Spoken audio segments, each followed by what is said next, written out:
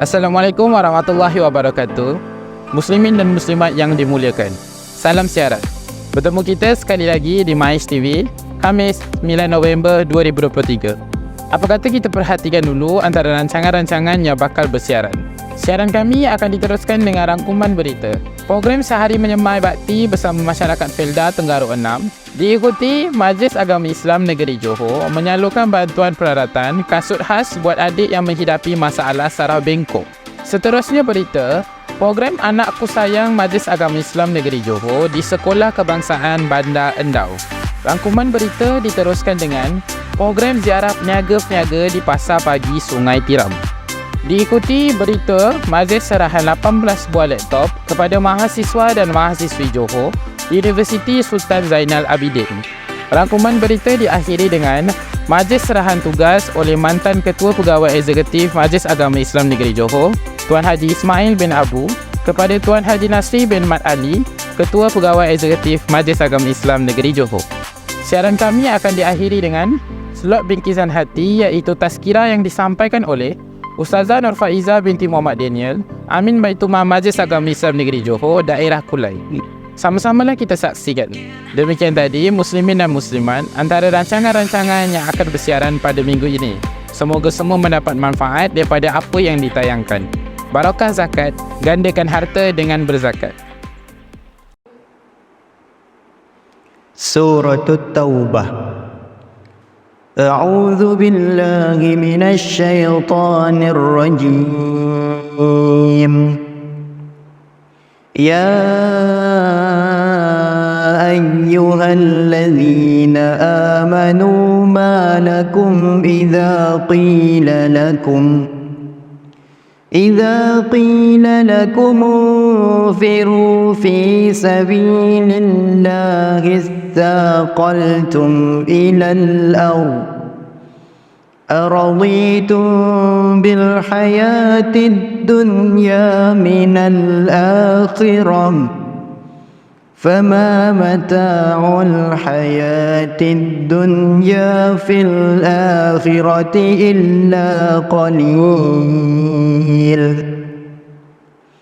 إلا تنفروا يعذبكم عذابا أليما ويستبدل قوما غيركم ولا تضروه شيئا والله على كل شيء قدير صدق الله العظيم.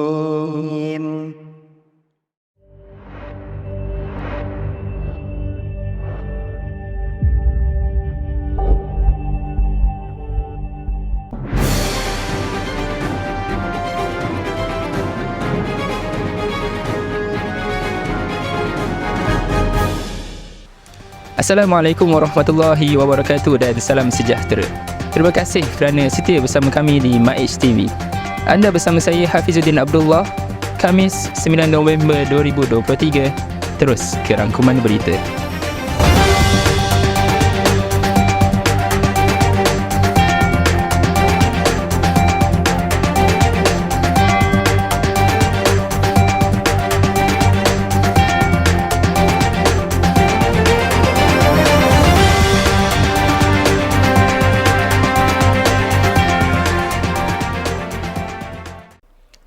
November, Majlis Agama Islam Negeri Johor telah mengadakan satu majlis serahan tugas oleh mantan Ketua Pegawai Eksekutif Majlis Agama Islam Negeri Johor, Tuan Haji Ismail bin Haji Abu, kepada Tuan Haji Nasri bin Mat Ali, Ketua Pegawai Eksekutif MAIS yang baru.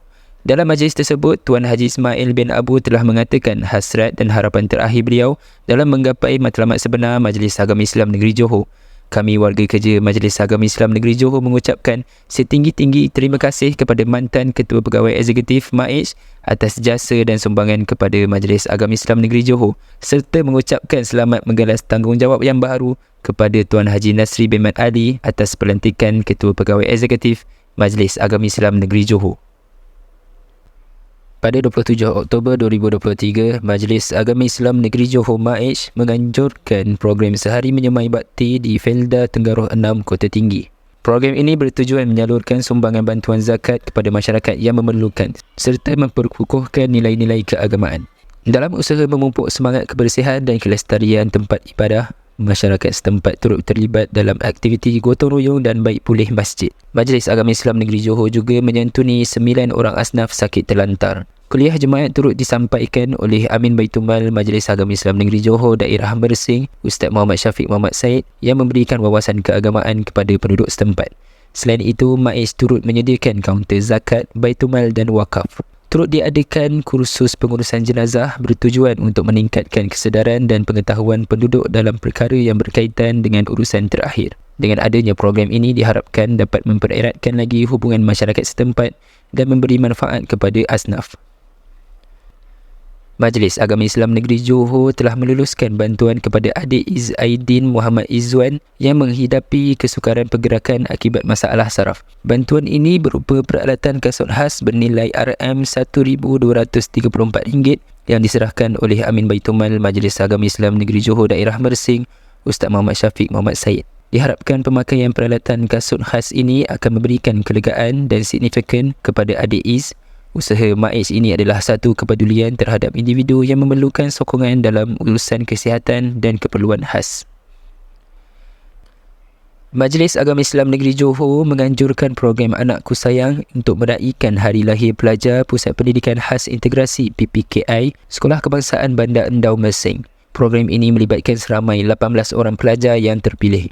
Sebagai satu bentuk kepedulian dan penghargaan kepada anak-anak istimewa ini, Majlis Agama Islam Negeri Johor telah menyalurkan set makanan kanak-kanak Kiddie Meals kepada mereka. Bantuan ini diharapkan dapat membawa kegembiraan dan keceriaan kepada anak-anak yang mungkin memerlukan perhatian tambahan dan keseronokan dalam proses pembelajaran mereka. Program ini dihadiri oleh Amin Baitumal Majlis Agama Islam Negeri Johor Daerah Mersing, Ustaz Syafiq Muhammad Said. Pada 2 November, Majlis Agama Islam Negeri Johor MAIS telah menjalankan ziarah ke pasar awal di Sungai Tiram dengan tujuan memperkenalkan konsep zakat dan menyebarkan kesedaran mengenai keberkatan zakat kepada peniaga-peniaga di kawasan tersebut. Dalam program ini, cenderahati dan risalah mengenai zakat telah diedarkan kepada peniaga-peniaga pasaran tersebut. Kegiatan ziarah ini diterima dengan sambutan yang meriah dari para peniaga. Slogan Barakah Zakat, gandakan harta dengan berzakat telah ditekankan untuk menggalakkan pemahaman akan keberkatan dan kepentingan zakat dalam kehidupan ekonomi dan sosial masyarakat. Sebanyak 18 unit laptop diagihkan kepada mahasiswa dan mahasiswi dari Johor yang sedang menuntut di Universiti Sultan Zainal Abidin Yuniza, Kuala Terengganu dalam majlis penyerahan bantuan yang dianjurkan oleh Majlis Agama Islam Negeri Johor MAIS. Kolej Universiti Islam Johor Sultan Ibrahim Kuit C telah dipilih sebagai wakil bagi MAIS dalam menyampaikan sumbangan laptop kepada pelajar-pelajar tersebut. Majlis penyampaian ini turut disertai oleh beberapa individu penting seperti Ustaz Sanusi bin Matnoh yang merupakan pendaftar Kuit C, Datuk Dr. Muhammad Hafiz bin Yusof sebagai Timbalan Naib Chancellor HEPA, Encik Wan Syahrin Azwan selaku penolong pendaftar HEPA bersama pegawai-pegawai dari Kuit C dan HEPA Yuniza.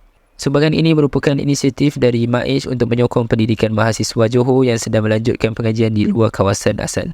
Langkah ini juga menunjukkan kesungguhan Majlis Agama Islam Negeri Johor dalam menyokong pendidikan generasi muda demi memajukan potensi akademik mereka. Sekian rangkuman berita. Terima kasih kerana setia bersama kami di MAIS TV. Barakah zakat, gandakan harta dengan berzakat.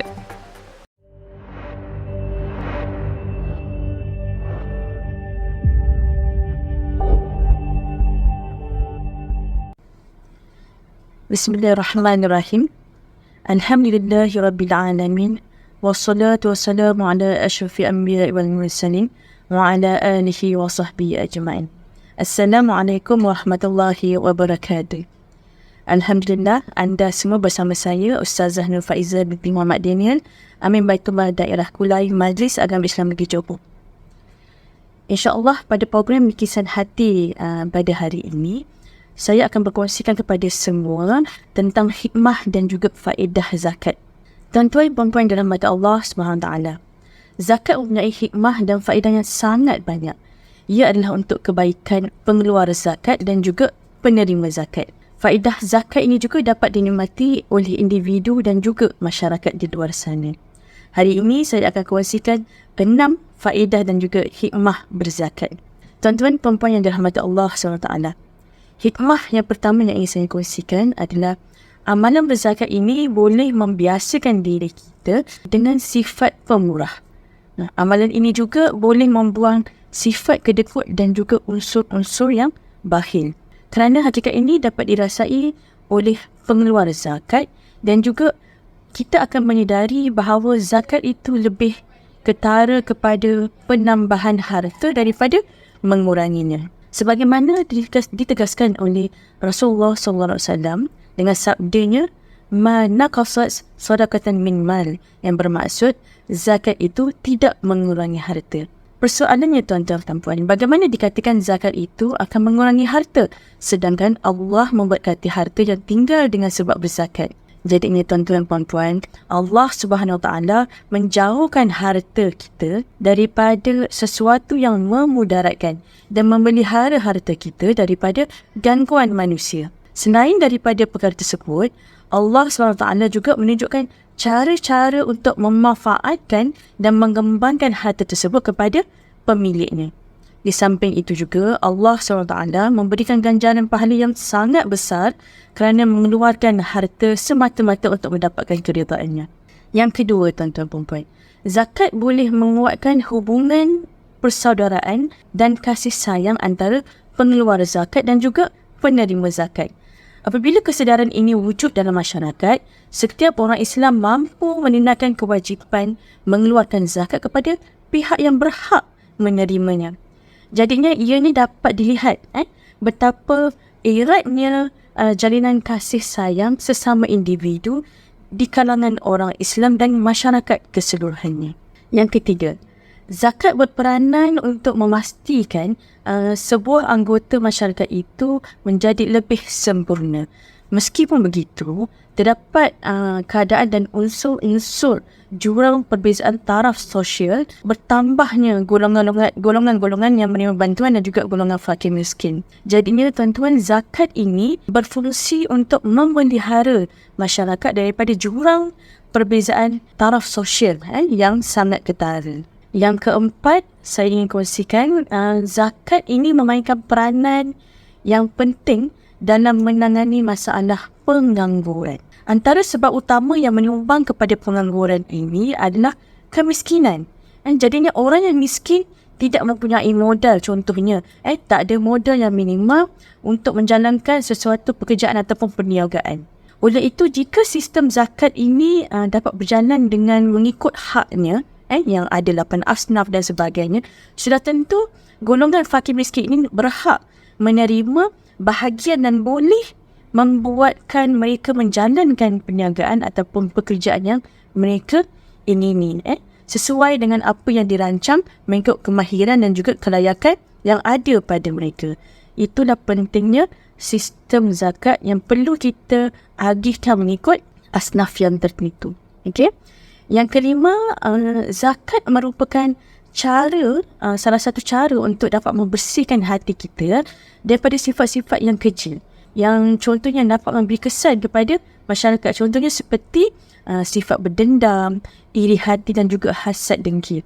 Bagaimanapun sifat tersebut akan menjadi barah dalam masyarakat jika tidak ada lagi sifat kasih sayang, tolong-menolong dan juga rasa simpati di antara kita semua. Dengan fenomena ini bukan hanya propaganda yang dilaung-laungkan sahaja, malah dia boleh menjadi satu realiti yang nyata, yang bukan fantasi dan juga bukan direka.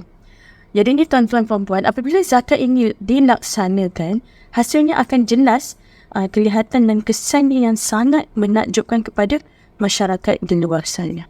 Oleh itu, ia dapat membersihkan jiwa kita daripada sifat hasad, dengki dan iri hati. Serta kita dapat mengeratkan hubungan persaudaraan sesama Islam sekalipun mereka berbeza dari segi kemewahan dan juga kekayaan. Berdasarkan firman Allah SWT dalam surah At-Taubah ayat 103, Bismillahirrahmanirrahim.